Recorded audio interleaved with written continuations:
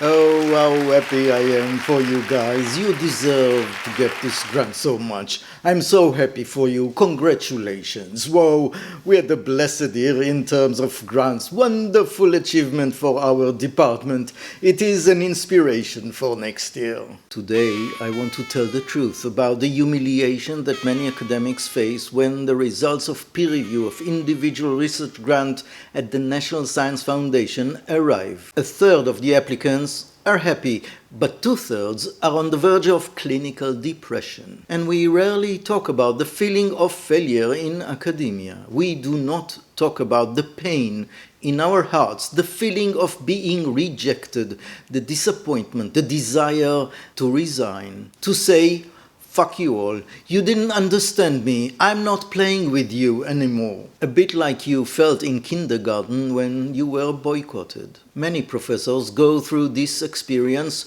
monthly or yearly. While we congratulate our colleagues in the department and our friends on Facebook, many gnashed their teeth and cursed the reviewers at the foundation, because when we write a research proposal, we try so hard to articulate our thoughts. We read the relevant literature, define an exact topic for study, ask friends to read drafts, we edit, re-edit and re-edit, learning all the technical requirements in the submission process. In short, we invest a month or two in the summer of X, only to receive 10 months later, in the summer of X+1, the blow: you were not funded. And we all know the statistics. In a good year, only 40% of those who submit research proposals get awarded.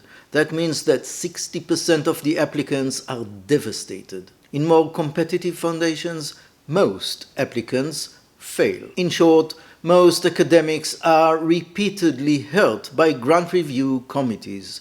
They feel despised, beaten up, and disappointed. Their hearts cry and their mouths are choked with silent curses. You know, we're in the academy. We are polite here, we don't curse. Hello, I am Professor Gad Yair, and in my YouTube channel and my online course, Land Your Academic Career, you will learn everything you need to know about academia and science careers. Subscribe to this channel and hit the like button to get tips, suggestions and recommendations, along with information on new trends in higher education. Join me on your journey to land your academic career. In general, surviving or thriving in academia means that you must not look weak.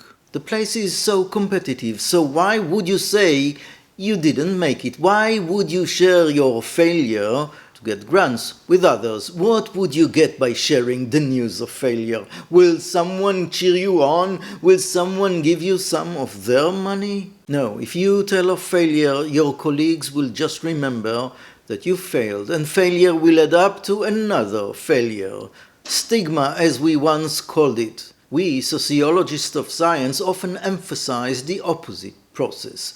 We call this the cumulative advantage process, the Matthew effect. Namely, those who have won a grant once will keep on winning more grants, but those who were rejected, they might accumulate more and more rejections. As a result of these rejections, many retire from the race. They do not submit new research proposals. If they are at the beginning of their career, some will give up on the academic path. Why do you need all these humiliations, they feel? And those who have already won tenure yet accumulate failures will make every effort to hide them and become deadwood. Let me tell you about my recent personal story.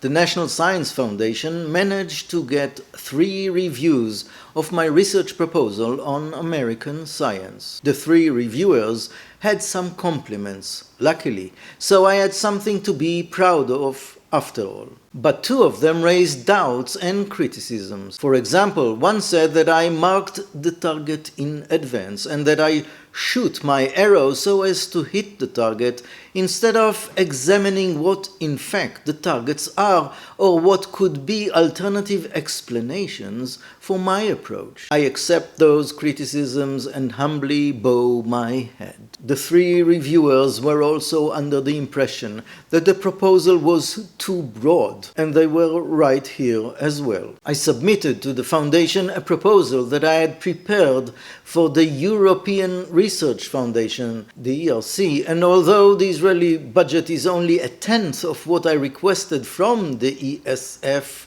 I did not trim the proposal, hoping that the National Science Foundation would provide the startup money for the project. I expected to submit the proposal to Europe in a year, but overall, I failed. And I want to talk about the emotional and psychological experience when rejection letters arrive. Dear Professor Gad Yair, blah blah blah blah, greetings.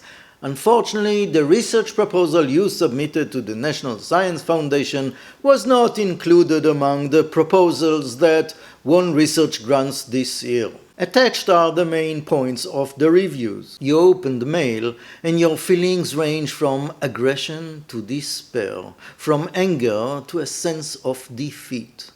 I immediately wrote to my research team, who has been with me for a decade.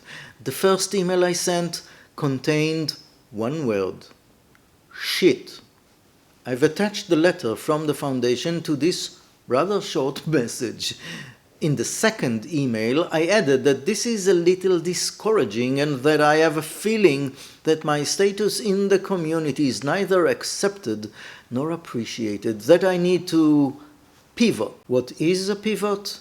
To pivot is to cut, change direction, start differently, retire early, get lost in a hole, disconnect from the institutional WhatsApp, to avoid meetings, refuse to cooperate with the institution. There are many thoughts when you fail. Every 10 minutes, another depressing thought settles in, breaks through your intestines, and makes room for another depressing thought. And do not worry, I should not be hospitalized. I did not think of such a pivot. Sorry, it is only academia, right? So I wanted to put the experience on the table, that is, in the digital space. I could ask you to share with us your personal experience dealing with the many failure experiences that we all have in academia quite routinely. But I assume that many of you would prefer to just watch me and silently nod. Yes, this is the experience. Maybe I should still check my psychological services office. Because why do I share such experiences with the public, right? Because we all experience those thoughts and emotions, and we all repress them, and repressions are not healthy. After all, if we do not deal with the experience correctly, indeed, the emotional depressive moves may throw us out of the competitive circle. And that, of course, is not conducive to a career in academia. It took me a day to recover. My teammates immediately said, "What is next? When is the next submission date? We will fix the proposal, have fewer pretensions, focus, and try again." Yes, these days I'm actually working on another research proposal on another topic, but I will most likely not get funded here either. That is the routine in academia. Winning is rare, failing is the norm. But until the next submission date to the National Science Foundation, I promise that I will not be giving up. We will improve the proposal, we will submit another one, and we will get funded at the end. Now, if you are in the business of submitting research proposal, what was your experience like lately? Did you experience a sense of emotional withdrawal following rejections? What did you feel when the damn rejection letters from journals and research foundation arrive on your desk? And how do you get back on track after getting those rejection letters? Do you share with your colleagues the experience of your failure to obtain funding? And at home? And what about your self-esteem? How do you rise after failures? And I have one last request of you. Please don't tell my colleagues at the university that the National Science Foundation did not fund my proposal. Keep it secret, please.